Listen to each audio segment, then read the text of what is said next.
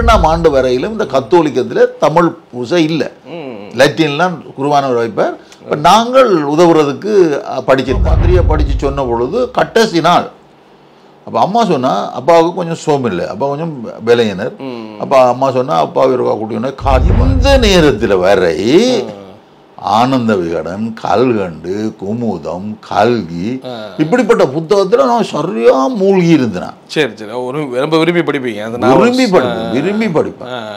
அது மாத்திரமல்ல, அந்த நாட்களில் படம் பார்க்கறது பைத்தியம். ஒரு படமாவது பார்த்துருவேன்.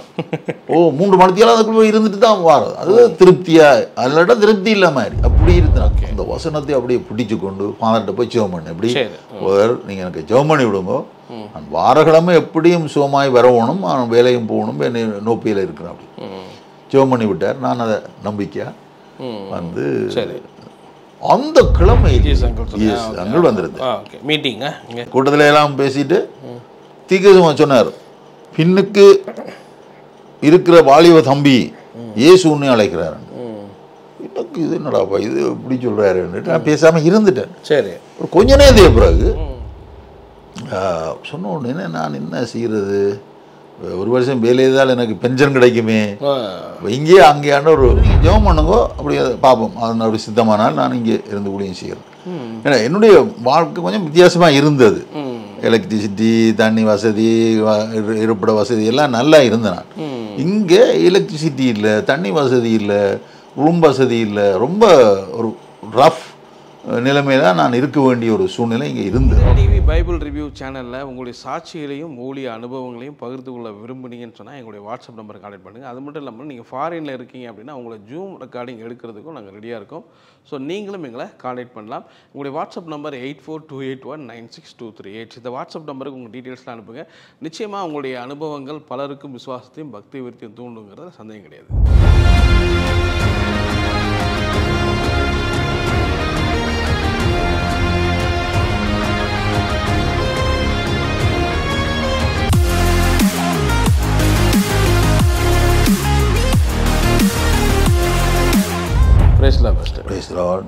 ரொம்ப சந்தோஷம் இலங்கையில் கிளிநொச்சியில் உங்களை பார்க்குறது, உங்களுடைய ஊழிய அனுபவங்கள். ஸோ 52 வருட ஊழிய அனுபவம். ஸோ ரொம்ப சந்தோஷமாக இருக்கும் உங்களை பார்க்குறது. நீங்கள் எங்கள் அப்பாயின்மெண்ட் கொடுத்ததுக்காக ரொம்ப நன்றி. ஃபஸ்ட்டு உங்கள் சாட்சி எங்கள் சேனல் எடுக்கிறது ரொம்ப சந்தோஷம், ப்ளஸ்ஸிங்காக நாங்கள் கருதுகிறோம். தேங்க்யூ. ஸோ உங்களுடைய லைஃப் ஆரம்ப காலத்துலேருந்து நான் கேட்க விரும்புகிறேன். எப்போ உங்கள் லைஃப் ஆரம்பிச்சிங்க? இலங்கை தான் உங்கள் பூர்வீகமாக, அதை பற்றி சொல்லுங்கள். ஆமாம், நாங்கள் கிட்டத்தட்ட 5 பரம்பரை மேலே ரோமான் கத்தோலிக்கம். Okay okay.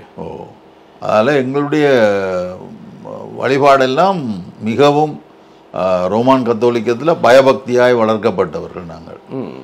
அதாவது சிவமாலை என்றால் சிவமாலை, பூசு என்றால் பூசு, அதில் நாங்கள் மிக பக்தியாக, அது எங்களுடைய ஒரு கிராமம் என்றால் அந்த மணி அடிக்கிறது 1ஆம் மணி 2ஆம் மணி 3ஆம் மணி என்று சொல்லுவார்கள். இந்த 4ஆம் மணி ஆசிரியர் மணி என்று சொல்லுவார்கள். அதுக்கு முந்தி நாங்கள் போயிடுவோம் கோயிலுக்குள்ள. அப்படி நல்ல பயபக்தியாக இருந்து நான் வளர்க்கப்பட்டேன். நான் ஒரு வந்து கொஞ்சம் செல்ல பிள்ளையாக வளர்ந்தேன். என்னன்னு சொன்னால், எனக்கு நான் தான் மூத்த மகன், எனக்குள்ள 2 சகோதரிகள். அப்பா அப்பா அம்மா என்னெல்லாம் நல்ல அன்பாக நான் வளர்க்கப்பட்டேன். எங்களுக்கு தென்னம்புள்ள தோட்டம் இருந்தது. தென்னம்புள்ள தோட்டம் இருந்தபடினால அங்கே தேவையான தேங்காய் நிறைய இருந்தது. இப்போ எனக்கு கிலோ கணக்கில் தேங்காய் கொடுக்குறத யோசிக்க நான் 10 சம் 8 சம் 15 சத்துக்கெல்லாம் தேங்காய் அந்த வியாபாரம் நடந்தது அந்த காலத்தில். எனக்கு தெரிய தேங்காயெல்லாம் நாங்கள் ஒரு 2000 தேங்காய் கொடுத்தோம்னு சொன்னால் எனக்கு ஒரு அரை பவுன் மோதிரம், ஒரு சங்கிலி எல்லாம் மற்ற உடுப்பெல்லாம் எடுத்து மிச்சம் 60 ரூபாய் கொண்டு கொடுத்தது எனக்கு நல்ல ஞாபகம். பொருளாதாரத்தில் நல்ல ஓரளவுக்கு பெரிய நல்லாண்டு இல்லை, ஓரளவுக்கு எங்களுக்கு அது பிரச்சனை இல்லாமல் இருந்தது. நானும் அதில் கவலைப்படையில் இப்படியே என்னுடைய பள்ளிக்கூட வாழ்க்கை முடிஞ்சுது. அதுக்கு பிறகு நான் ஒரு அரசாங்கத்தில் வேலை செய்யணுமன்றது எனக்குள்ளே ஒரு விருப்பமாக இருந்தது. அப்போ சரி, ஏதோ ஒரு சின்ன வேலை செய்ய வேணும், கவர்மெண்ட் தான் இருக்க வேணும்டா போல நான் அதான் வந்து என்னுடைய அந்த இங்கே அந்த நாட்களில் அந்த லேபர் என்று சொல்லி ஒரு இது இருந்தது, லேபர் ஆஃபீஸ்ன்னு சொல்லி அங்கே பதிஞ்சிருந்தேன் நான் 18 வயசில். நான் ஒரு மலேரியா டிபார்ட்மெண்ட்டில் சுகாதார லாகாவில் நான் வேலை செய்தேன். சின்ன வயசில் வளர்ந்து வந்தீங்க இல்லையா? அப்போ கடவுள் பக்திங்கிறது அப்படி உங்களுக்கு இருந்துச்சா? கடவுள் இருக்கார் பக்தி அந்த மாதிரி ஒரு சின்ன வயதில் என்னன்னு சொன்னால் எங்களால் ரோமன் கத்தோலிக்கத்தில் கொஞ்சம் பற்றுதல். அப்போ சின்ன வயதுலேருந்தே எனக்கு நல்ல இது அந்தோனியார் கோயிலுக்கும் போவேன், பிலிப்பினியா கோயிலுக்கும் போவேன். அந்த கோயிலுக்கும் இந்த வீத காசு கட்டுறது அப்பாவோட சார்பில் வீத காசுன்னு கட்டுவோம். செம்மியம்பேட்டில் அம்மாவோட பேரில் வீத மாமா, அம்மாவோட சகோதரன் மாமா, அம்மாவுக்கு ஒரு அண்ணன், அப்போ அவர்கிட்ட பேரில் இங்கே வீத காசு. அப்போ 2 கோயிலும் எனக்கு கொஞ்சம் பற்றுது. Okay okay. அப்போ இந்த சின்ன வயதில் நல்ல நீங்கள் நல்ல ஒரு கேள்வியை கேட்டுட்டீங்க. நான் அங்கே கடந்து போகுந்து நீங்கள் இதை எனக்கு கேட்டது நல்லா போச்சு என்னன்னு சொன்னால், இந்த சின்ன வயதில் அந்த காலத்தில் அதாவது எங்களுடைய 1957-58 ஆண்டு 62ஆம் ஆண்டு வரையிலும் இந்த கத்தோலிக்கத்தில் தமிழ் பூசை இல்லை. லத்தீன்லாம் குருவானவர் வைப்பார். இப்போ நாங்கள் உதவுறதுக்கு படிச்சிருந்தாங்க. அதுலேயும் எனக்கு ஒரு ஜெபம் ஞாபகம் இருக்கு, சொன்னால் நல்லா இருக்கும். என்ன கத்தோலிக்கர்கள் அதில் இந்த பற்று எப்படி வந்தென்றால், சுவாமி பூசை வச்சு முடித்த பிறகு அந்த மிச்ச ஒஸ்தியையும் மிச்ச வயனையும் வச்சுட்டு போயிடுவார். நாங்களாம் சுத்தம் பண்ணி எல்லாம் எடுத்து வைக்கிறது. அந்த சுத்தம் பண்ணுறதுல இந்த பொடிகளை அண்ணமார் கசப்பாங்க, நான் வயன் குடிச்சேன்னா நான் அப்பம் சாப்பிட்றான்னு சொல்லுவாங்க. இந்த ஒரு எனக்கு இந்த 6, 7, 8 வயசுல எனக்கு இது கொஞ்சம் பற்றலாக இருந்தது. எப்படி என்று சொன்னால், இந்த லத்தீன் ஜெபம் படிச்சுட்டால் நாங்களும் சுவாமிக்கு உதவலாம், பூசைக்கு உதவலாம். அந்த ஜெபம் நான் ஒன்று சொல்றேன். அட்டையங்குவேலத்தைக்கு யோன் தூத்துவமேயாம் குவாரே மேரே புளுசி எத் குவாரே திரிசி இன்ஷே டும் அவளிக் மெனினி மிக்குஸ் எத்தின் தீராயிப்போ அட்டல் தாரேடையோ இப்படி இந்த ஜெபம் நல்ல இப்பவும் பாடமாகி இருக்கிறேன்னா அந்த காலத்துல இப்படிதான்.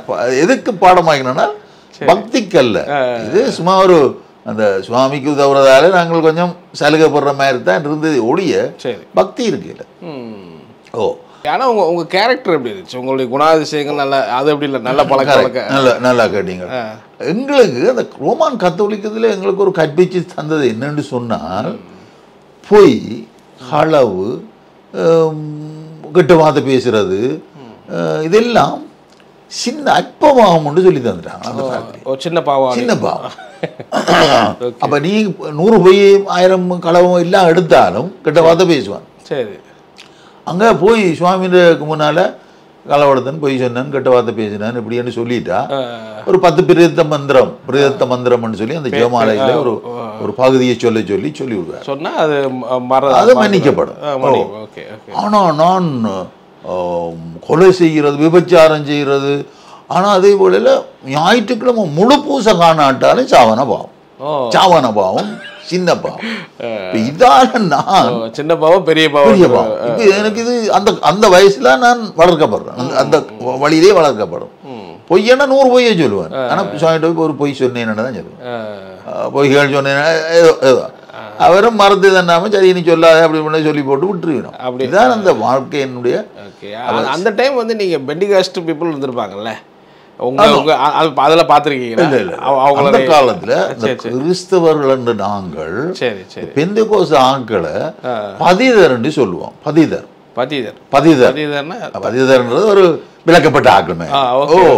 நாங்கள்லாம் அது எங்களுக்கு அந்த முதல் பிறகு ஒரு பாட்டு ஒன்று சொல்லி தந்தாங்க. நான் கிறிஸ்தவன், இதுதான் என் பெருமை, இதுதான் என் மகம்னா. நாங்கள்லாம் பெரிய ஆக்கள், நாங்கள் ரோமம் புரியல, எங்களுக்கு பிஷப் பாப்பாண்டவர் இருக்கிறார் அப்படின்லாம் கற்பிச்சு தந்தபடினால ஒரு விதமான ஒரு பக்தி வைராக்கியம் வித்தியாசமான. அதாவது எனக்கு அந்த பெந்தெகோஸ்து ஆக்களை சந்திக்கிறதுக்கு வாய்ப்பு இல்லை. ஆண்டவரை அறியறதுக்கு எனக்கு ஒரு சந்தர்ப்பம் எப்படி வந்தது என்று சொன்னால், ஈழநாட்டு பத்திரிகையில் இந்த நீங்கள் சொன்ன மாதிரி இந்த சுவிசேஷம் ஒன்று நடக்கிறதுன்னு சொல்லி யாழ்ப்பாணத்தில் சிங்கள மகா வித்தியாலயத்துக்கு முன்னாலே ஒரு மைதானத்தில் ஜேசு சோமாக்கிறார் ரெண்டு ஒரு பத்திரிகை அம்மா படிச்சுட்டு சொன்னாங்க. சரி, இது 1972ஆம் ஆண்டு ஆவணி மாதம். அது ஒரு 7-8 நாள் நடந்து கொண்டு இருந்திருக்கு. அம்மா பத்திரிகை படித்து சொன்ன பொழுது கடைசி நாள். அப்போ அம்மா சொன்னா அப்பாவுக்கு கொஞ்சம் சோம் இல்லை, அப்பா கொஞ்சம் விலையினர். அப்போ அம்மா சொன்னா அப்பாவை இருக்கா கூட்டிக்கணும் காட்டு மகனேன்னு சொல்லி பாருங்க. எனக்கு 21 வயசு, ஆனாலும் நான் அப்பாவை கூட்டி கொண்டு போய் அந்த கூட்டத்தில் இருந்தேன். சரி, இருக்கும் பொழுதுதான் அது கடைசி நாள்ன்றது பிறகு எனக்கு தெரியும். சாண்டி மேத்யூ சாண்டி. அப்போ அவர் தான் அந்த மாஸ் ப்ரேயர் செய்தவர். அப்போ அவர் வந்து ப்ரேயர் பண்ணல அப்பா மயங்கி விழுந்துட்டாங்க. நான் ஒரு கொஞ்சம் நியாயமான தூரம் பின்னால் இருந்தேன். நான் ஒரு நியாயமான 4000 நியாயமான சனம், ஆயிரக்கணக்கான சனம். அப்புறம் பின்னுக்கு அப்பா விழுந்துட்டேன். அப்பா விழுந்த உடனே நான் என்ன அப்படி நடந்துட்டுன்னு சொல்லிட்டு நான் என்ன செய்தேன், டக்குண்டு பார்த்து கொண்டு அங்கே வாலண்டியர்ஸ் கொஞ்சம் உற்சாகமாக இருந்திருக்கிறோம். இப்போ எனக்கு வாலண்டியர்ஸ்ன்னு தெரியும், அப்போ ஹெல்பர்ஸ் இருந்து ஓடி வந்து அப்படி அப்பாவுக்கு உற்சாகம் பண்ணி அவர்கள் அப்பா பிறகு சரி அப்பா தான் ஃபர்ஸ்ட் டைம் அப்பா விழுந்துட்டார். அப்போ எனக்கு பார்த்த உடனே இப்போ இயேசு சுகம் கொடுக்குறார். இதில் மாதா இல்லை, அந்தோனியார் இல்லை, பிலிப்பினேரியார் இல்லை, இதை இயேசு சுகம் கொடுக்குறார். இதான் முதலாக நான் அந்த கூட்டத்துக்கு போன பொழுது இந்த செய்தியையும் கேட்டேன். அப்போ இப்படி இருக்கைங்க கொஞ்சம் பொய் களவுகளெல்லாம் சின்ன பாவம் தானே, அதெல்லாம் செய்து கொண்டு இப்படி இருந்தேன். சரி சரி. அப்போ இந்த நேரம் முடியைக்கு ஒரு அலௌன்ஸ் பண்ணிச்சிடும். இப்படி ராமையா செட்டியார் லேன், அதாவது ஹாஸ்பிட்டல் ஓபிடிக்கு நேரம் முன்னால அங்கே ஒரு சர்ச் இருந்தது. அதில் விடுதலை மண்டபம்னு பேர், விடுதலை மண்டபம். அப்போ அதுக்கு வர சொல்லி நாளைக்கு காலையில அங்கே ஒரு விசேஷத்தை ஜெபம் இருக்குன்னு சொல்லி. அப்போ அப்பாவுக்கு நான் இப்போ அதில் என்ன பிரச்சனைன்னு சொன்னால், அந்த ரோமான் கத்தோலிக்கத்தில் பற்றுதலாக இருந்தபடினால பக்கத்தில் அடைக்கல மாதா கோயில், இந்த கிரவுண்டுக்கு ஆப்போசிட்டாக அடைக்கல மாதா கோயில், அடைக்கல மாதா கோயிலில் இருக்கிற குருவானோடத்துல நான் போனான். இப்படி கொண்டு வந்த இடத்த இப்படி இந்த கூட்டம் நடந்தது, குடி கொண்டு போனான். அப்பா மயங்க விழுந்துட்டார். அவருக்கா செவன் செய்திருங்கோ, பிளஸ் பண்ணிருங்கோ தான் அவர்கிட்ட கேட்டேன். கத்தோலிக்கத்தில் நான் சரியா இதாக இருந்தேன். அப்போ சுவாமியார்கிட்ட கொண்டு வந்தோடனே ஒவ்வொரு இன்னும் உருகி போட்டார். சரி, அவங்ககிட்ட கொண்டு வந்து அவங்ககிட்டயே கொண்டு போய் பார்த்துக்கொள், இங்க வர வேண்டாம், இங்க அப்பா போய் காட்டுறீங்க, அவங்க அப்படி சொல்றாங்க. குருவானவர் இந்த மனிதனோட நான் கோயில்ல இப்ப பிசாசு பிடிச்சிருந்தா கோயில்ல வச்சிருந்து அப்படி எல்லாம் போறது தானே எங்களால் அப்படி இருந்தது. இவர் என்ன விரட்டிட்டு ஒன்று அவங்களோட அவங்களோட கொண்டு போய் பாருங்க. எனக்கு 21 வயசு, நான் ஒரு டீனேஜ் கடக்கணும். என்னோட இவர் இப்படி சொல்றாருன்னுட்டு எனக்கு அங்கே நடந்த நிகழ்வுகள் எல்லாம் என்ன ஒரு பாதிச்சிருக்கு, எனக்கு டச் தொடப்பட்டிருக்கு. சரி ஓகே என்று நான் அந்த கடை வச்சிருந்தபடினால கொண்டே கடையில் அப்பா உட்கார படுக்க அன்றைய தினத்தில் இரவு படுத்துட்டு காலையில் அவங்க அனௌன்ஸ் பண்ணியிருந்தவங்க ராமஜா செட்டியார்லேன்னு அப்பாட்ட உட்காந்து அப்பாவும் கூட்டிக்கொண்டு, அப்போ 10 ரூபாய்க்கு ஒரு டாக்ஸி பிடிச்சா போகல. அங்கே அந்த நாட்களில் டாக்ஸி இருந்தது, பிடிச்சு கொண்டு போய் அங்கே போய் அந்த கோயிலில் காட்டினேன் இருந்தேன். அப்படி இருந்தான். சரி, இருக்கு அங்கே நடக்குது, அந்த ஆராதனை வழிபாடு நடக்குது. முடிச்ச கையோட அலௌன்ஸ் பண்ணியிருந்தவ, சரி எங்கள்கிட்ட ஒரு 4 ரூபாய்க்கு ஒரு புதிய ஏற்பாடு புத்தகம் இருக்கு, நீங்க விரும்பினா வாங்கி படிக்கலாம் அப்படி சொல்றாங்க. ஓகே, அப்படி அலௌன்ஸ் பண்ணிடணும். எனக்கு புதிய ஏற்பாடு 4 ரூபா தானே, நான் வாங்கினதுக்கு அப்பாவே காசு எடுத்து தந்தார், மகனே வாங்கிக்கொண்டு படிச்சு. சரி சரி. இந்த நேரத்தில் வரை ஆனந்த விகடன், கல்கண்டு, குமுதம், கல்கி இப்படிப்பட்ட புத்தகத்துல நான் சரியா மூழ்கி இருந்தேன். சரி சரி, ரொம்ப விரும்பி படிப்பீங்க? விரும்பி படிப்பேன். அது மாத்திரமல்ல, அந்த நாட்கள்ல படம் பார்க்கறது பைத்தியம். ஒரு படமாவது பார்த்துருவேன். 3 மணித்தியாலும் அதுக்குள்ள போய் இருந்துட்டு தான் வாரது. அது திருப்தியா அல்லட்டா திருப்தி இல்ல மாதிரி அப்படி இருந்தேன். சரி, அப்போ அப்பா காசு தந்தோடனே அதை வாங்கினேன். நல்ல ஒரு அழகான புத்தகம், அந்த டைரி, சின்ன டைரி மாதிரி நல்லா இருந்தது. நான் வாங்கினேன். வாங்கி இவன் ஜோம் பண்ணி போட்டு சில அலௌன்ஸ் பண்ணுவேன். இந்த சில இடங்களை நாங்கள் அந்த கூட்டங்கள் எல்லாம் வைக்கிறோம், வந்து நீங்கள் பங்கு பெறலாம் அப்படின்னு சொல்லி. அப்போ ஆனால் மயங்கி விழுந்து நல்லா ஆகிட்டாங்க. திருப்பி போய் எது காட்டினீங்க அங்கே ஃபாதர்கிட்ட? அதுதானே, அப்போ அந்த அளவுக்கு சுவாமியில பக்தி, அந்த கோயில்ல பக்தி ஆகிட்டார். ஆனால் எனக்கு அது ஒரு அதான் முதல் டைம். 3ஆம் சங்கீதம் 8ஆம் வசனம் சொல்லுது, ரட்சிப்பு கர்த்தருடையது, நாங்களா ரட்சிக்கல, எங்களால இல்லை, அப்போ அவருடையது. அப்போ ஆண்டவர் பாருங்க, அந்த அவர் நடத்துகிற விதம். இந்த சுவாமியார் இப்படி சொன்னது, காலையில் போனோடனே அங்கே புதிய ஏற்பாடு வாங்க, அதுக்கு முந்தைய எங்களுக்கு அது இல்லை. இந்த வேதாகமம் வாசிக்கிறன்ற அந்த இதே இல்லை. புக்கு வாங்குறீங்க, புதிய ஏற்பாடு புக்கு, புதிய ஏற்பாட்டை 4 ரூபா கொடுத்து வாங்குறீங்க. அப்பா வாங்க சொல்ல. ஓகே, அடுத்து என்ன நினைக்கிறேன்? இப்போ அப்படியே நான் அப்பாவும் கூட்டி கொண்டு போயிட்டு அப்பா கிட்ட போயிட்டார். நான் இந்த புதிய ஏற்பாட்டை படிக்க துவங்கினேன். ஸ்டார்ட் பண்ணுறீங்க. ஸ்டார்ட் பண்ணுற அப்போ தான் மத்தேயு வாசிக்க தொடங்கினேன். இப்போ இவ்வளவு காலமும் கல்கண்டு குமுதம் ஆனந்த விகடன் கல்கி எல்லாம் எங்கே வச்ச எங்கே போனான்னு எனக்கு ஞாபகமே இல்லாமல் போயிடுச்சு. ஏனென்றால் இந்த புத்தகத்தில் சரியான பாஞ்சியா வாசிக்க தொடங்குறேன். அது ஆண்டவருடைய அனுக்கிரகம் தான் இல்லைன்னா எனக்கு நான் அதுதான் பிறகு காலம் பிற்காலங்கள்ல நான் அதை நல்லா கற்பனை உங்களுக்கு ஆண்டவர் பேச ஆரம்பிச்சு ஆண்டவர் என்னோட இடைப்பட்டார். மார்க்கு இப்படி வாய்ச்சி கொண்டிருக்கையில் எங்களை வாலிப பிள்ளைகள் பிடியங்கள் சொல்லிவிட்டாங்க அதர் இவர் அப்போ நான் ஒடுங்க அங்கே போக துவங்கிட்டுன்னு இதெல்லாம் கவனிக்கிறாங்க. இப்போ எனக்கு இந்த பொய் சொல்கிறது களவெடுக்கிறது கெட்ட வார்த்தை பேசுகிறதெல்லாம் எனக்கு பிள்ளையாக தெரியுது. வாசிச்சு கொண்டிருக்கிறேன் தானே. அப்போ அப்படியே இருக்க சுவாமி கூப்பிட்டார். இப்போ என்னுடைய ஒரு புது பைபிள் கிடைச்சது. சரி சரி சரி ஹோலி பைபிள் கிடைச்சது. இந்த ஹோலி பைபிளையும் கொண்டு தான் போனேன். டீனேஜ் கடை 20 வயசு அந்த கொஞ்சம் துடியாட்டம் தானே. போய் பார்ப்போம் கேட்டு பார்ப்போம் என்னென்ன அவர் என்ன சொல்கிறான்னு பார்ப்போம்னு நான் கொண்டு போய் அந்த சுவாமியோட அவருக்குண்டு ஒரு அறை இருக்கும் அங்கே போய் சுவாமி வீடு உண்டு அவர்கிட்ட அறை வீட்டுக்குள்ளே போய் ஃபாதர் இப்படி கூப்பிட்டீங்களாம் இன்னும் ஓம் சந்தனப்பில் நீ மதம் மாறிட்டேன்னு கதைச்சாங்க. அதான் என்ன மாதிரின்னு மான் பைபிளை நீட்டினேன். ஃபாதர் இதைத்தான் வாசிக்கிறேன் நீங்கள் பிள்ளையண்டா என்னன்னு சொல்லுவோம். விட்டோட்டோ இத்தியா வாசிக்கிற வெரி குட் சந்திரப்பிள்ளை நீ இதை வாசி தொடர்ந்தாண்டு அப்படி சொல்லிட்டேன். அவர் என்ன என்கரேஜ் படுத்திட்டு அவர் போயிட்டேன். இப்போ இவங்க பொடியல் நினைச்சாங்க அவர் குட்டு வாங்கிட்டு வருவாருண்டு. குட்டு வாங்கல அவர்கிட்ட பிளஸிங் வாங்கிடும். சரி சரி இது எனக்கு இன்னும் ஒரு இதாயிரும். நான் இப்படி வாய்ச்சி கொண்டிருக்கையில் அந்த புத்தகம் வேறு ஒன்றும் வாசிக்கிறது இல்லை.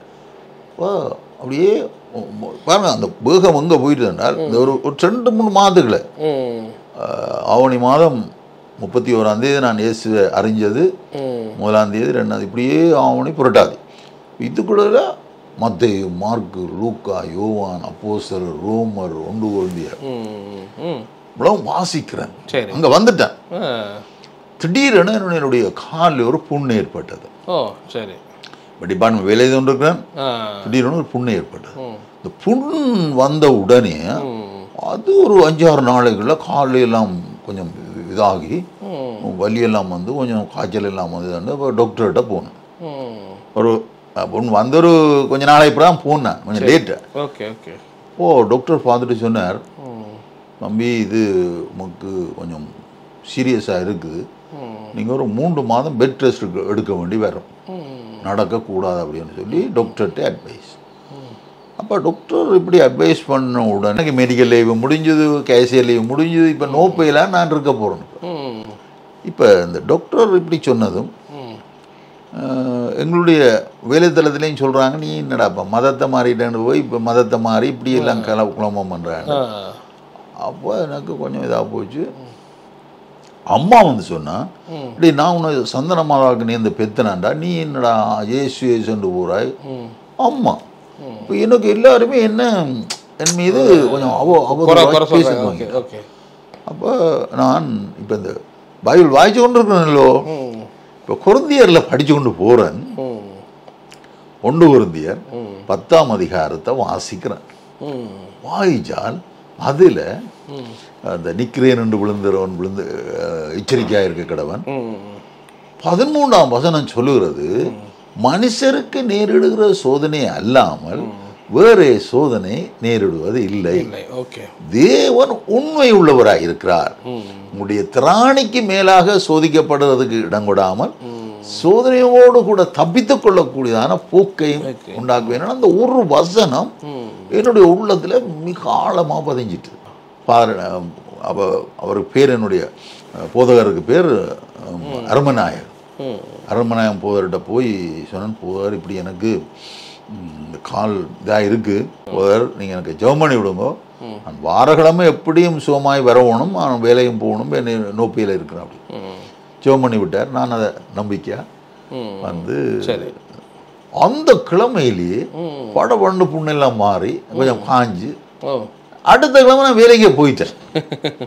அப்போ அவங்களெல்லாம் பார்த்தாங்கட்டே 3 மாதம் பெட் ரெஸ்ட் இருக்கணும்னு இங்கே பாடுறா வேலை. ஓகே ஆண்டவர் என்ன சுகமாக்கிட்டார். வசனத்தை சரி இருதயத்தில் பதிச்சுக்கொள்ள. இப்போ நாங்கள் இப்போ அற்புதம் நடக்குது. ஓகே. இப்போ நாங்கள் சொல்கிறோம் தானே, இப்போ 119ஆம் சங்கீதத்தில் 9ஆம் வசனம் சொல்லுது, நான் உமக்கு விரோதமாக பாவம் செய்யாதபடிக்கு உடைய வாக்கியின் இருதயத்தில் வைத்தேன். நான் 11ஆம் வசனம் சொல்லுறது, 119ஆம் 11ஆம் வசனம் சொல்லுறது, வாலிபன் தன் வழியை எதனா சுத்தம் பண்ண உங்களுடைய வசனத்தின்படி தன்னை காத்துக்கொள்வனா தானே. அப்போ இந்த வசனங்கள் எல்லாம் எனக்கு அப்போ படிக்க நல்ல இதாக இருக்குது. அப்போ வசனத்தை பணப்பாடம் பண்ணுவேன். 72 நடந்துகிட்டு இருக்கு. 73ல தினகரன் வந்திருந்தவர், டிஜிஎஸ் அங்கிள் வந்திருந்தார் மீட்டிங். அவர் இப்போ பேங்க்ல வேலை செய்யறவர். இங்கே வந்தால் இந்த பேங்க் வேலையில் முடிச்ச உடனே இங்கே கூப்பிட்டு இங்கே உள்ள ஆட்கள், அதாவது இங்கே அந்த தென்னிந்திரிச்சியில் நல்ல பற்று உள்ள ஆட்கள், தென்னிந்திய திருச்சவர். அப்போ இங்கே ஆச்சிரமம் ஒன்று இருக்கு, அதில் கூப்பிட்டு அவரை பிரசங்கம் பண்ண வைப்பாங்க. சரி. ஒரு நாள் அவர் பேசி கொண்டு இருக்கும் பொழுது சொல்றார், அப்போ ஆச்சிரம ஹோலில் நான் போய் பின்னுக்கு கேட்டுக்கொண்டு நிற்கிறேன். அவர் சொல்றார், அந்த கூட்டத்தில் எல்லாம் பேசிட்டு தீர்க்கதரிசனமா சொன்னார், பின்னுக்கு இருக்கிற வாலிப தம்பி இயேசு உன்னை அழைக்கிறார். எனக்கு இது என்னடாப்பா இது இப்படி சொல்றாருன்னு நான் பேசாம இருந்துட்டேன். சரி. ஒரு கொஞ்ச நேரம் பிறகு சுகாதார வேலை செய்யற தம்பி இயேசு உன்னை அழைக்கிறோம் அப்படின்னு சொல்லிட்டேன். இவர் அங்க இருக்கிற நான் இங்க இருக்கிறேன் சொல்றேன். ஸ்பெசிஃபிக்கா உங்களை பார்த்து சொல்றேன், என்னுடைய அந்த பார்த்து சொல்றேன். இன்னைக்கு இதை கேட்ட உடனே நான் அந்த இதெல்லாம் இல்லை, நம்பியா இருந்துட்டு நான் என் பாட்டை பேசாமலே விட்டு போயிட்டேன். அந்த மாதிரி அதுக்கு என்னுடைய மனுஷன் சொல்றார், ஆனால் நான் அதுக்கு பெருசா கேட்பேன். அழிவ வயது தானே. அப்புறம் போயிட்டேன். போய் இப்படி இருக்க 74ஆம் ஆண்டு ஜீவானந்தம்னு சொல்லி அவரும் நல்ல சுவிசேஷகர், அவர் வந்தார். அவரும் இந்த சர்ச்சு தான் டிரோன்னு சொல்லி தான் வந்தவர். வந்து அவர் நடத்தி கொண்டு கூட்டாங்க. அப்போ நான் அந்த பூதர் வீட்டில் நான் அங்கே நிற்கிறேன். நான் எனக்கு ஒரு ரூம் தந்தவன், நான் அங்கேயே இருந்து ஹெல்ப் பண்ணி நான் அங்கேயே வேலைக்கு மட்டும் போயிட்டு வருவேன், மற்றபடி அங்கான் இருந்தேன். ஜீவானந்தம் வந்து அங்கே நின்றார். அப்போ அவர் என்ன, நான் அப்படி கையை பிடிச்சிட்டேன். சரி.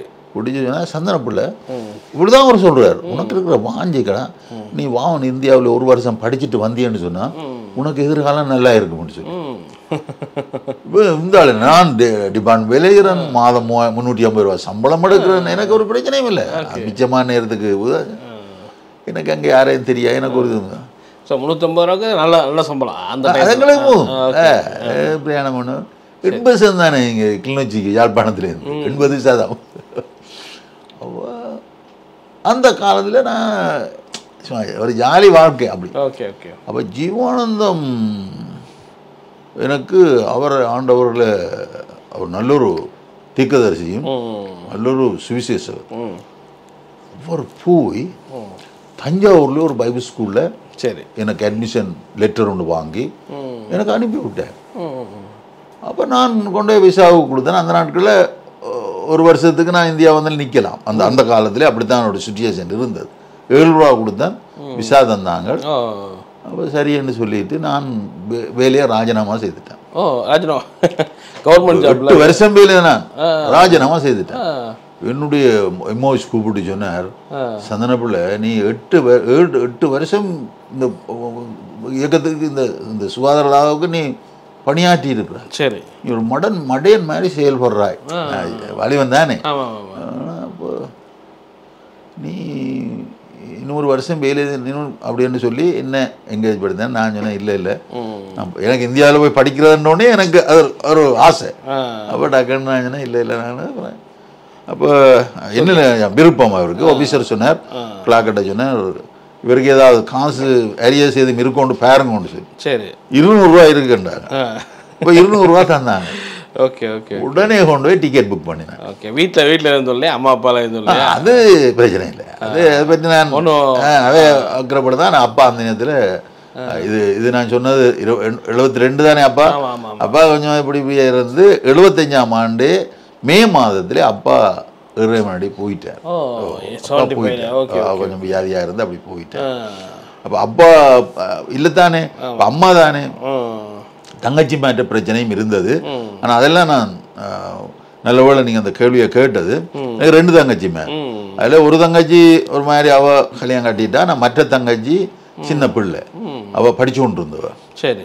அப்போ அந்த நாட்களில் இங்கே ஒரு மிஷனரி இருந்தவங்க, ஹனாலாசோன்னு சொல்லி. அப்போ அவங்க ஒரு சில்ட்ரன்ஸை பராமரிக்கிற ஒரு மிஷன் வச்சுருந்தவங்க. சரி. நான் போராண்டபடினால சுண்டி கேர்ள்ஸ் காலேஜில் சரி அட்மிஷன் கேட்டு தந்துட்டினோம் எனக்கு. ஓ அப்போ தந்துட்டினோம். அப்போ நான் சரின்னு சொல்லிட்டு பிள்ளைய அவையிட்ட அந்த அனாலாசோன்கிட்ட பொறுப்பு கொடுத்துட்டு, அப்போ எனக்கு சம்பளத்திலும் 200 ரூபா கிடைச்சிட்டு கொண்டு டிக்கெட் எடுத்தால் 174 ரூபா 50 வருஷம் இந்த பலாலி ஏர்போர்ட்லேருந்து திருச்சி ஏர்போர்ட்டுக்கு டிக்கெட், விமான டிக்கெட். அவ்வளோதான். பலாலி ஏர்போர்ட்லேருந்து திருச்சி ஏர்போர்ட்டில் போய் அப்போ ஜீவானந்த் சொன்னார், நீர் வந்து திருச்சி ஏர்போர்ட்டில் இறங்க, நான் வந்து அங்கே நிற்பேன்னு சொல்லி. சரி. ஓ அந்த நாட்களில் எனக்கு இப்போ இந்த தெரியாது தானே இடங்கள். மெட்ராஸ்லேருந்து மினக்கட்டு திருச்சி ஏர்போர்ட்டுக்கு வந்துருக்கிறேன். ஆமாம், அந்த அப்போ ஃபோன் கான்டாக்டும் ரொம்ப பண்ண முடியாது. கரெக்டாக சொன்னால் வந்தால் தான் வந்து நிற்கிறார்.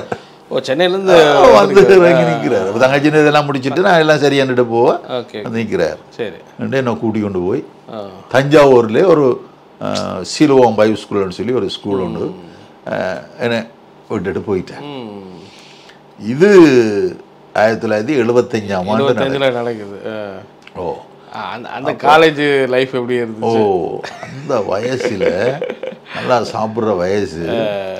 காலையில் கோதுமை கஞ்சி. ஐயோ, கோதுமை கஞ்சி, இந்த பொட்டுக்கடலை. ஆமாம் ஆமாம் ஆமாம். அதுவும் அது ஒரு சம்பல், அந்த என்ன என்ன சொல்கிறத கூட்டு கூட்டு இது ஒன்று செய்து தருவாங்க. அதோட இந்த கஞ்சியை குடிக்கணும், கோதுமை கஞ்சி, காலை சாப்பாடு. 25 வயசு எப்படி இருக்கு? மத்தியானத்துல ஒரு அளவு சோறு, இப்படி ஒரு டிஷ்ல அளவு சோறு, சாம்பார், ரசம். இரவில் குர்னல் கஞ்சி, அரிசின்ற குர்னல் கஞ்சி, அதுதான் தருவார். ஒரு வருஷம் நான் சாப்பிட்டேன். நாள் அந்த வேதத்தை கற்கணும்ன்ற ஒரு வாஞ்சையில நான் பிள்ளைகள் சொல்றதில்லை, குறை சொல்றதில்லை. அப்படி ஆண்டவர் என்ன பக்குவப்படுத்திட்டார். ஆண்டவருக்காக தானே படிக்க போறோம். படிக்கிற விருப்பத்தில் இதை நான் பெருசா இருக்கேன். இப்போ அந்த நாட்களில் எங்களுக்கு ஒரு லெக்சரர் இருந்தவர், ஜான் செல்லையான்னு சொல்லி. அவர் ஒரு நல்ல ஒரு அருமையான ஆசிரியர், தகப்பன் மாதிரி நல்லா கவனிப்பார். அப்போ அவர் எனக்கு ஒரு நாள் சொன்னார், சந்தர்ப்பில் நீ இங்கே படிக்கிறத விட நீ அசம்பிளிஸ் கோட் பைபிள் ஸ்கூலில் போய் படிச்சோன்னா உனக்கு இன்னும் நல்லதுன்னு சொல்லி. Assemblies God Bible school Madurai, எனக்கு யாரை தெரியும். அப்போ அவர் அங்கே படித்தவர். அவர் சொன்னால் இல்லை இல்லை, நான் உனக்கு ஒரு அப்ளிகேஷன் போட்டு நான் உனக்கு அந்த இதிலே ஒரு இடம் எடுத்து தரணும்னு சொல்லி. அப்போ கொண்டு அவர் அப்ளிகேஷன் போட்டு அந்த லெட்டர் போட்டு அப்ளிகேஷன் எனக்கு வந்துட்டுது. இதெல்லாம் நிரப்பி அவர் அனுப்பி போட்டு அந்த ஒரு வருஷம் முடிச்சுட்டு நான் இலங்கைக்கு வந்துட்டேன். அது அங்கே நல்லா சொல்லி கொடுத்தாங்களா? டீச்சிங் நல்லா இருந்துச்சா பைபிள் காலேஜ்? ஓரளவுக்கு. ஆரம்பம் தானே. அப்போ அவர் கற்றுத்தாரது எனக்கு நல்லா விளங்கிச்சுது. நல்லா இதென்ன கொண்டு வந்த நாட்கள் எனக்கு ஒரு பாம்பும் கடிச்சிட்டுது. ஓ ஆனால் ஆண்டவர் எல்லாம் சிம்பிள் ஆக்கிட்டேன். படிச்ச பைபிள் ஸ்கூல்ல என்ன எப்படி கிடைச்சது? அது நான் படுத்து கொண்டு இருந்தேன். அவே நாங்கள் ஸ்கூல் மாத்தினவே ஒரு காட்டுக்கெல்லாம் ஒரு வயலுக்கெல்லாம் கொண்டு அந்த ஸ்கூலை போட்டிருந்தது. அப்போ வயலுக்கெல்லாம் நாங்கள் அந்த கிடுகள் இந்த தென்னம் கீதிருக்கு தானே, அதை பரப்பி போட்டு தான் மேலால பாய போட்டு படுப்போம்.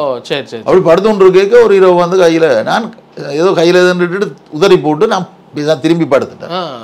ஆனால் உடைய நான் சொன்னேன் இப்படி அப்பான்னு பார்த்தால் அதுக்குள்ளே ஒரு பாம்பு ஒன்று சுருண்டு போய் படுத்து. ஆண்டவர் எனக்கு ஒரு உதவியும் இல்லை, காப்பாற்றிட்டேன். அப்புறம் ஆஸ்பத்திரி போனீங்கன்னா அப்படி அந்த காலத்தில் ஆண்டவர் விசுவாசத்தை இல்லை கூட்டு போயிருப்பாங்களே பார்த்தவொடனே அப்படிலாம் ஒன்றும் இல்லை. நான் நார்மலாக இருக்கணும், நான் எல்லாம் இதாக இருக்கணும். அப்படி ஆண்டவருடைய ஒரு கிருபை. மற்றது அந்த சின்னல்லையே எங்களை அந்த சர்ப்பங்களை எடுப்பார்கள், சாவுக்கு அந்த விசுவாசத்தில் பரவாயில்ல. ஆனால் அப்படி ஒன்றும் இல்லை, ஒன்று நடக்கும். இப்படி நான் இந்த வாழ்க்கையை முடிஞ்சு ஒரு வருஷம் இந்த இது சுச்சுவேஷனுக்குள்ள போனான். அப்போ அப்ளிகேஷன் போட்டுட்டேன் Madurai assemblies God Bible college. அப்போ நான் ஒரு வருஷம் முடிச்சுட்டு இலங்கைக்கு வந்துட்டேன். உடனே இந்த ஆஃபீஸுக்கு வந்தேன் நான் டிபார்ட்மெண்ட் வேலை செய்ததுக்கு.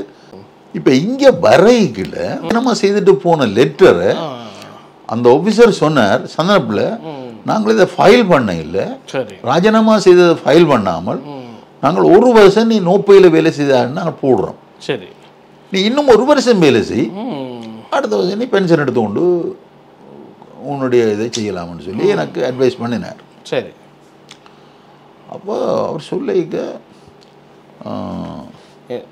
அப்போ எனக்கு ஒரு பக்கம் நல்லா தெரியுது பென்ஷன் கிடைக்கும், பென்ஷன் அப்படி என்று சொல்லி பென்ஷன்னா மந்த்லி அப்படியே பென்ஷன் என்று சொன்னால் மாதம் மாதம் கிடைக்கும், ஒரு அளவான தொகை வரும். 1 இயர் மட்டும் பண்ணால் போதும், ஏன்னா 8 வருஷம் அதுக்கா. அப்போ 10 வருஷம் செய்துட்டால் சரி அந்த நாட்களில் ஹெல்த் டிபார்ட்மெண்ட்ல பென்ஷன் எடுக்கலாம்.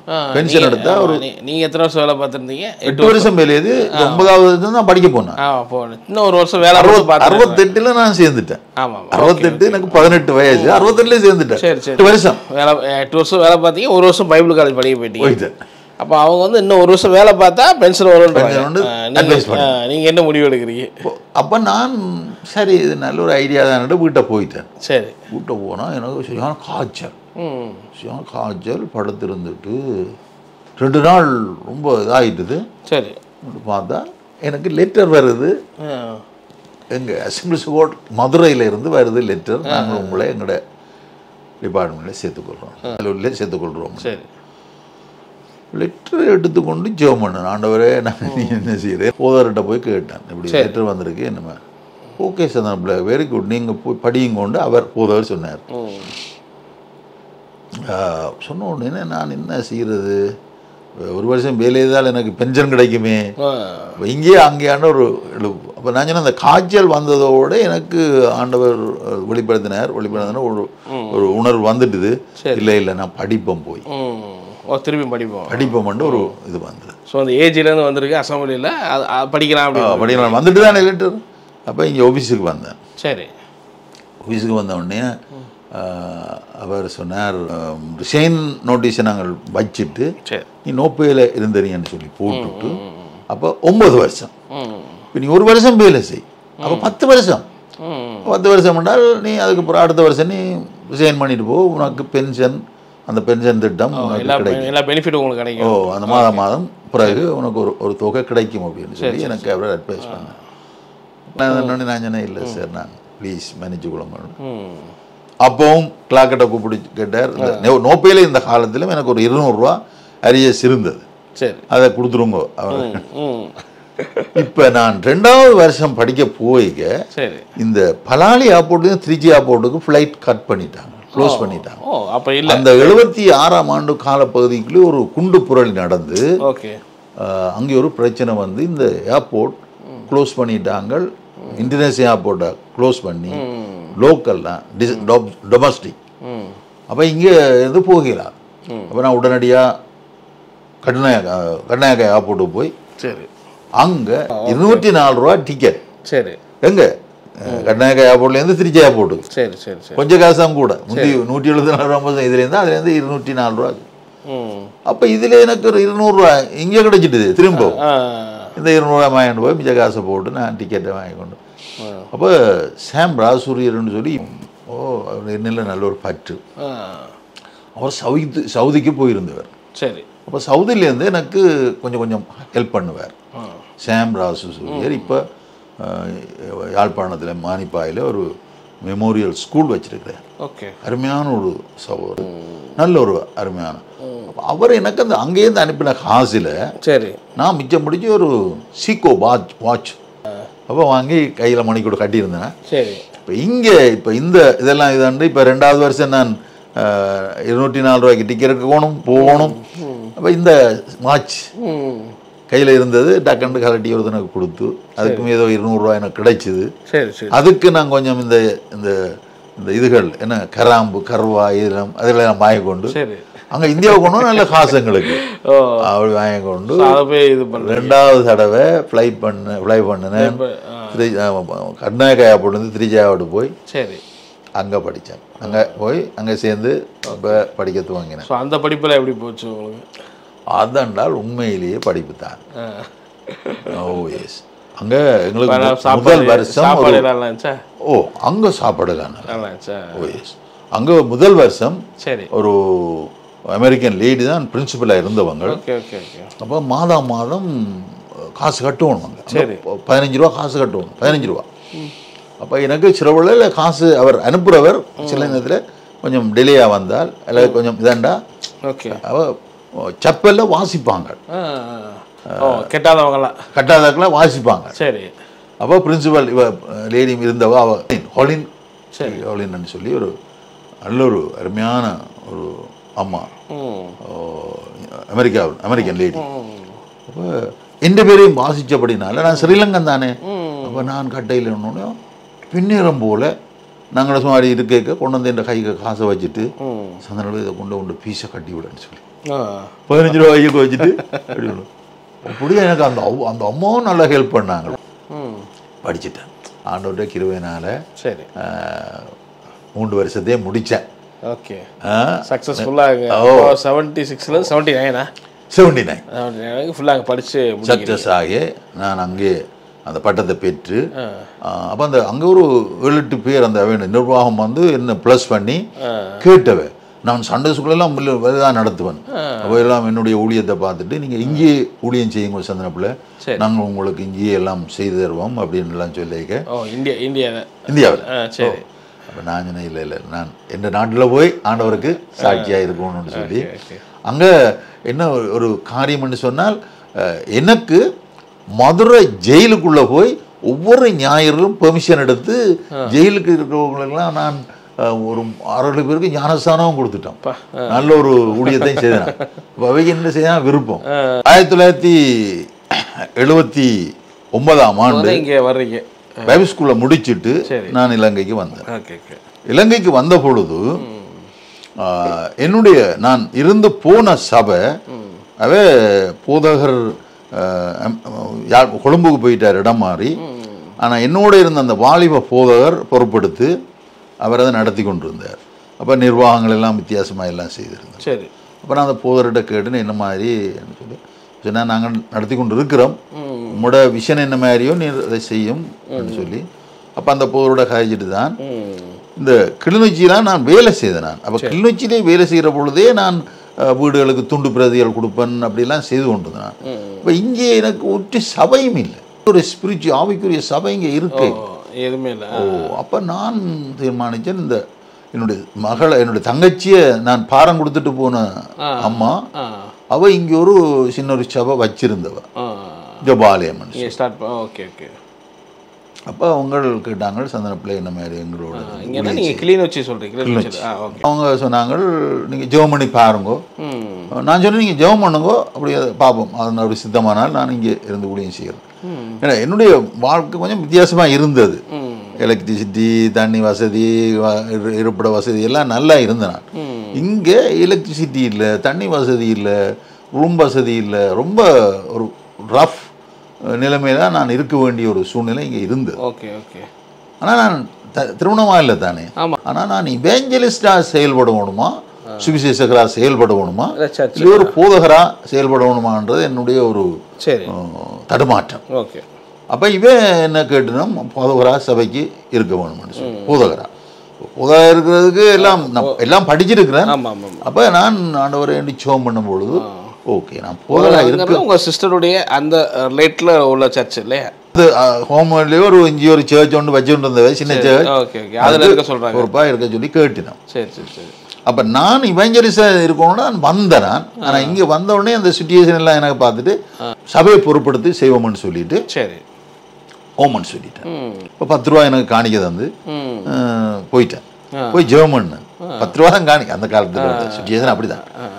அப்போ என்ன சொல்லிக்கணும் சந்தனப்பில் 100 ரூபா தருவோம் மாதத்துக்கு, இதுதான் சுச்சுவேஷன், சாப்பாடு இங்கே ஓரளவுக்கு கவனிக்கலாம் என்று சொன்னிக்கிறேன். நான் அந்த 100 ரூபா பற்றி சிந்திக்கையில் ஏதோ ஆண்டவருடைய வேலை என்று எனக்கு ஒரு சமாதானம் இருந்தது. அப்போ நான் சரி என்று பொறுப்படுத்தேன். அதை எடுத்துக்கிட்டீங்க. ஓகே. ஆனால் வீடுலாம் கொடுத்தாங்களா? வீடு இல்லை இல்லை, அது சர்ச்சிலே ஒரு பின் ரூம் அவ்வளோதான். ஓகே.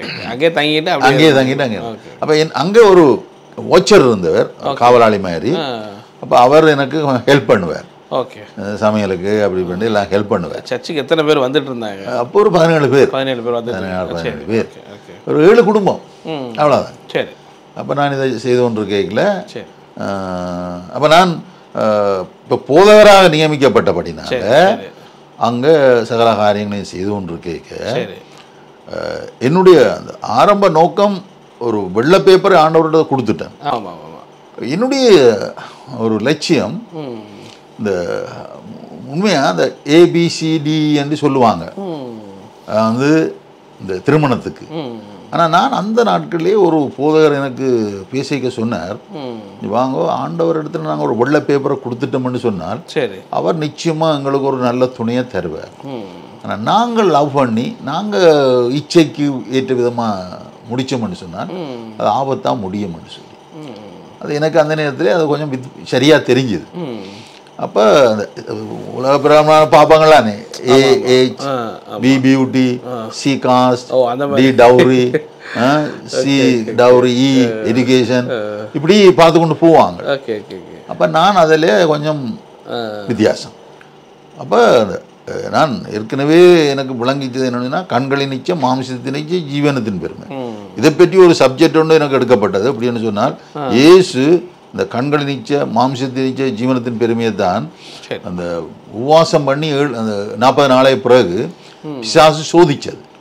ஒன்று இந்த மாம்ச சாப்பாட்டுக்கு அப்பமாக்கி படி சாப்பிட சொல்லி, ரெண்டாவது உப்பாரியின் மேல் குதிக்க சொல்லி தூதர்கள் தாங்குவான்னு சங்கீதத்தை காட்டி, மூன்றாவது பெரிய மலையில் கொண்டு போய் உலகத்தின் சகல ராஜ்யங்களையும் காண்பிச்சு. அப்போ இந்த விஷயத்தில் கண்களின் நிச்சயம், மாம்சத்தில் ஜீவனத்தின் பெருமை, இந்த மூன்றையும் இயேசு அந்த 40 நாள் உபவாசத்துக்கு பிறகுதான் ஜெயித்தார். எனக்கு அது ஒரு ஆதாரம். ஆகவே ஆண்டவரே அந்த இச்சைகளுக்கு நான் விழப்பட. ஏன்னா அந்த காலத்திலேயும் இந்த போதகர்மார் தன்னுடைய திருமணத்தில் இச்சைப்பட்டு தண்டு சில சில சம்பவங்கள் அப்போவும் நான் கேள்விப்பட்ட அப்படின்னா எனக்கு கொஞ்சம் பயம். எனக்கு வயசு கிட்டத்தட்ட 28. வாலிப வயசு 28 ஆயிடுச்சு. ஜெபம் பண்ணு. அந்த ஜெபத்தின் பலனாக அந்த நாட்களில் வேறு ஒரு படங்கள் எல்லாம் வந்தது எனக்கு. அப்போ நான் அதில் எல்லாத்தையும் வச்சுட்டு ஜெபம் பண்ணி கொண்டே இருந்தேன். அப்போ சுவிசேஷகர் ராஜேந்திரம் என்று சொல்லி கொழும்பில் அவர் ஒரு மினிஸ்ட்ரியை சின்ன மினிஸ்ட்ரி தான் செய்து கொண்டு இருந்தவர். பெரிய மினிஸ்ட்ரி இல்லை, சின்ன மினிஸ்ட்ரியாக செய்து கொண்டு இருந்தவர். அவர் வாகனங்களை வந்து போவார். அப்போ வாகனத்தோடு வந்து போய்கள ஒரு அமெரிக்கன் மிஷனோடு வந்து பின்னேரம் ஒரு 5:30 மணி இருக்கும், ஒரு வேன் ஒன்று உள்ளுக்கு வருது. சரி, பார்த்தால் ராஜேந்திரம் அந்த வெள்ளக்காரன் வந்துடும். என்ன பிரச்சனைன்னு கேட்டீங்கன்னா, இப்படி தாங்களை எலிபன் பாஸுக்கு அங்கால போயில என்னடா இந்த வேன் லைட் பிரச்சனை ஆகிட்டுது. அப்போ நாங்கள் அங்கே போய் லைட் போடாமல் ஓடிலாது, நாங்கள் இரவு மட்டும் இங்கே நின்றுட்டு காலையில் யாழ்ப்பாணம் போக போகிறோம். அப்புறம் வேலையை இருந்துட்டு போங்கன்னு சொல்லி என்னுடைய ரூமையே அவர்களுக்கு படுக்க கொடுத்துட்டு நான் கோயிலுக்கு படுத்துட்டு இப்படி என்னுடைய சாப்பாடெல்லாம் கொடுத்து, இப்போ காலையில் வெளில எழுப்பினோடனே அந்த ராஜேந்திரம் எனக்கு இப்படி சொன்னார், சந்தர்ப்பில் உன்னை ஒரு யானை திறத்துற மாதிரி ஒரு இது பார்த்தேன் நான், அது மாதிரி ஒரு பாம்பும் படம் எடுக்கிற மாதிரியும் கண்ட நான், கவனம் உன்னுடைய வாழ்க்கை எப்படி அப்படின்னு சொன்னேன். அப்போ நான் சொன்னேன், எனக்கு ஒரு வாழ்க்கை தோண தேவை, ஆனால் பேசி கொண்டிருக்கிறோம். அப்போ என்ன யானை என்ற ஒரு என்ன அந்த ஒரு மாமிச பலகீனமாக்குற மாதிரி தான் நான் ஃபீல் பண்ணேன், உணர்ந்து கொண்டேன். ஜெபம் பண்ணுங்கன்னு சொல்லி அப்போ அவர் சொன்னார், நீங்கள் வாங்க அங்கே எங்களோட கொழும்புலையும் நாங்கள் பார்க்கலாம், ஜெபம் பண்ணுவோம் அப்படின்னு சொல்லி. அப்போ இதுக்குள்ள ஒரு மாதத்தில் எனக்கு 100 ரூபா தான் மாதத்துக்கு இங்கே கிடைக்குது. அப்போ அந்த போதகர் இப்போ என்னோட இங்கே இருந்த ஜெஃப்னால இருந்த போதகர் அருமநாயகம்னு சொல்லி அவர் இப்போ அங்கே போயிட்டார், கொழும்புக்கு போயிட்டார். அப்போ கொழும்புல எனக்கு சொல்வார் மாதிரி ஒரு சனிக்கிழமை வந்து ஞாயிற்றுக்கிழமை வந்து வெங்கட சர்ச்சிலும் பிரசவம் பண்ணிட்டு போங்கன்னு சொல்லி. ஒரு ஞாயிற்றுக்கிழமை பிரசவம் பண்ணால் 500 ரூபா தருவார். அந்த நாட்களில் 500 ரூபா ஒரு ஞாயிற்றுக்கிழமை பிரசவம் பண்ண. ஆனால் எனக்கு இங்கே கிடைக்குது 100 ரூபா ஒரு மாதம் முழுக்க. அது ஒரு பெரிய ஸ்லாக்கியம் எனக்கு. போய் அந்த காசை 500 ரூபாய் வாங்கி கொண்டு சனிக்கிழமையில் ராஜேந்திரத்தில் இதில் போய் பிரசங்கம் பண்ணிட்டு பின்னேரத்தில் அப்படி அந்த அவர் சொன்னார், இங்கே கொஞ்சம் பிள்ளைகள் இருக்குது, நாங்கள் பாடல் ஒளியில் இருக்கிறேன், சும்மா படி பிரயோஜனம், நீங்கள் பாருங்க உங்களுக்கு விரும்பினா அப்படின்னு சொல்லி. ஏதோ ஒரு விதத்திலே ஆண்டவர் என்னோட இடைபெறணும் தானே. ஏன்னா என்னுடைய திருமணம் ஏன்னா என்னை பொறுத்த மட்டும் அந்த நான் பாலிபனாக கடகாலம் போக விருப்பம் இல்லை. ஏன்னா நான் இப்போ போதகராக இருக்கிறேன்னு இல்லோ, இப்போ எனக்கு ஒரு துணை வேணும்னு சொல்லி ஆண்டவர்கிட்ட ஜெபம் பண்ணும்போது எனக்கு ஆண்டவர் ஒரு பாட்டு படித்தேன். 3 பிள்ளைகள் பாட்டு படிக்கணும். நான் சொன்னேன், இந்த பாட்டு படித்த பிள்ளையே எனக்கு ஆண்டவர் உணர்த்துறார், நீங்கள் பாருங்க பிரதர்ன்னு. நான் போயிட்டேன். அடுத்த நாள் நான் அங்கே போயிட்டேன் தானே, எங்கே ஞாயிற்றுக்கிழமை சேவிச்சு போயிட்டு நான் வந்துட்டேன் இங்கே. அப்போ அதுக்கு பிறகு அவர் சொன்னார், தந்தை தங்கச்சின்னு உடனே சொல்லலை, எனக்கு ஒரு படத்தை அனுப்பியிருந்தார். என்ன நடக்குன்னு சொன்னால், அந்த படத்தை எங்கள்கிட்ட விசுவாசிகளை காண்பிச்சேன். உங்களுக்கு ஒரு போதாரமா தேவை. சரி, இந்த படத்துல 2 பிள்ளை, இங்க இந்த பக்கத்துல ஒரு பிள்ளை, இந்த பக்கத்துல ஒரு குரூப் போட்டோ. அது யாரு கொடுத்தது? அங்க ராஜேந்திரன் அனுப்பியிருக்காரு. ஓகே, உங்களுக்கு இதுல ஒரு பிள்ளைய பார்த்து ஓமண்டா அப்படி அப்படி அவங்க சொல்லல தாங்க, யாரு எது சொல்ல. ஓகே, இது நல்ல வடிவான பிள்ளை, நல்ல சிவல ஒரு மாதிரி. சரி, இது என் வைஃப். இந்த படத்தை பாத்தீங்களான்னு அவ்வளவு கலர் அண்டல்ல ஒரு அதுகள் சொன்னும் கொஞ்சம் முதிர்ந்த அம்மாமார். சரி, இந்த படத்தை தான் காட்டிச்சிடும். ஓகே ஓகே, படத்தை காட்டிச்சிடும். சரி என்று நான் அவருக்கு விஷயத்தை சொன்னேன். இந்த காட்டுறேன் அப்பா சொன்னேன், இந்த தங்கச்சி தான். நான் தங்கச்சி வேணாண்டு போயிட்டான். இவ விட்டு நான் அந்த பாட்டை பற்றி சொன்ன உடனே வேணாண்டு போயிட்டான். எங்க எங்க போயிட்டா? போயிட்டா கண்டிக்கு. கண்டிக்கு. ஓகே ஓகே, கண்டிலாம் தவப்பன் இருந்தது. சரி, இது தமையனோட இருந்தது. என்ன, எனக்கு வயசு இப்போ 28 29 ஆகுது. அவவுக்கு 20 வயசு. வந்து பிரசங்கம் பண்ணவருக்கு ப்ரொபோசல் செய்கிறோம்னு சொல்லு. சரி, வேணாம் எனக்கு வேணாம் போய் அவங்க தங்கச்சி வேணாண்டா போயிட்டா. ஓகே ஓகே, அவங்க கண்டிப்பாக போயிட்டாங்க. அங்கே போயிட்டாங்க. அங்கே போய் நிற்க என்ன நடந்தது? சரி, அங்கே போய் நிற்க நடந்த விஷயம், ஒரு சிபிஎம் ஆக்கள் அங்கே விசிட்டிங் போகிறவங்களாம் தகப்பனை சந்திக்க போகிறது. அவங்க சொன்னாங்கன்னா, நமக்கு ஒரு ப்ரொபோசல் பேசியிருக்கு, நீ மாட்டான்னு சொல்லாத, ஆண்டவர் ஏற்பட்ட ஒரு தேவை மனுஷன் சொல்லி சொல்லியிருக்கான். ஓகே ஓகே, இப்போ கொண்டு முடியல. அப்படித்தான் அவன் பண்றது. ஓகே ஓகே, ஆண்டவரே சொல்றாரா? ஓகே, இந்த மிஷனரிக்கு நான் சொன்ன விஷயத்தை சரி சரி ஓகே சந்தனப்பில் நாங்கள் உங்களுக்கு எல்லாம் நாங்கள் செய்வோம்னு சொல்லி எனக்கு கோட் சூட் எல்லாம் எடுத்து, என்னுடைய கல்யாண மோதிரம், வைப்புக்குரிய மோதிரம் அவை செய்து வந்தால் இவ அவை எனக்குரிய மோதிரம் எல்லாம் செய்து திருமணம் 1979ஆம் ஆண்டு அக்டோபர் மாதம் நடந்தது. அக்டோபர் மாதம் நான் திருமணமாகி இங்கே கொண்டு வந்து நானும் பைப்பும் தான். நாங்கள் ஒரு ரூம் தானே, அதுக்குள்ளேயே நாங்கள் இருந்து வாழ்ந்தோம். எப்படி இருந்தாங்க உங்களுக்கு சப்போர்ட்டாக? எப்படி இருந்தாங்க? நல்ல உதவியாக இருந்தாங்க. அவங்க நல்ல பயபக்தியாக ஜபஜீவியம், என்னுடைய வைஃபின்ற ஜபஜீவியம் தான் என்ன இதுவரைக்கும் தாங்குது. அவள் 3:30 மணிக்கு எழும்பிடுவான். 3 மணிக்கெல்லாம் எழும்பி ஜெபம் பண்ண துவங்கிடுவான். நான் 4 மணி தான் எழும்புவேன்.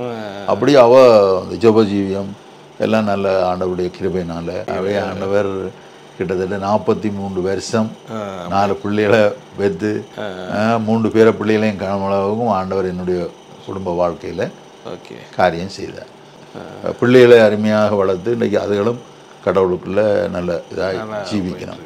இப்படி என்னுடைய குடும்ப ஜீவியம் அப்படி ஆரம்பிச்சு. மற்றது ஊழியத்தில் நான் சுவிசேஷம் தான் கூட சொன்னேன். நான் இங்கே கிராமமாக உருத்திரபுரத்தில் போய் ஒரு ஊழியம், இங்கால மூண்டாம்பாய்க்கால ஒரு ஊழியம், இங்கால திருவியாரில் ஒரு ஊழியம், இங்கால மலையாளபுரத்தில் ஒரு ஊழியம், இப்படியே போய் ஊழியங்களை செய்து. நான் 79 மேரேஜ் பண்ணீங்க.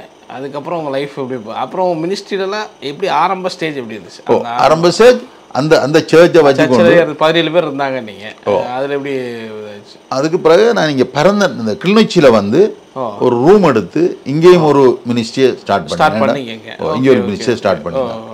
அதுக்கு திருவியாறுலேருந்து அந்த ரத்னபுரத்துலேருந்து ஆட்கள் வருவாங்க. சரி சரி, வந்து ஒரு ரூம் தான் எடுத்து 25 ரூபா கொடுத்து ஒரு ரூம்லாம் நடத்தினா.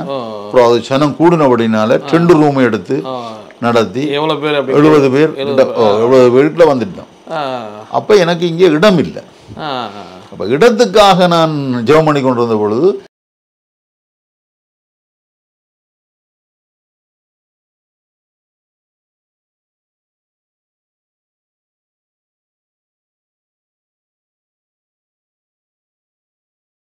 ஈடன் டிவி பைபிள் ரிவ்யூ சேனலில் உங்களுடைய சாட்சிகளையும் ஊழிய அனுபவங்களையும் பகிர்ந்து கொள்ள விரும்புனீங்கன்னு சொன்னால் எங்களுடைய வாட்ஸ்அப் நம்பரை கான்டெக்ட் பண்ணுங்கள். அது மட்டும் இல்லாமல் நீங்கள் ஃபாரினில் இருக்கீங்க அப்படின்னா உங்களை ஜூம் ரெக்கார்டிங் எடுக்கிறதுக்கும் நாங்கள் ரெடியாக இருக்கோம்.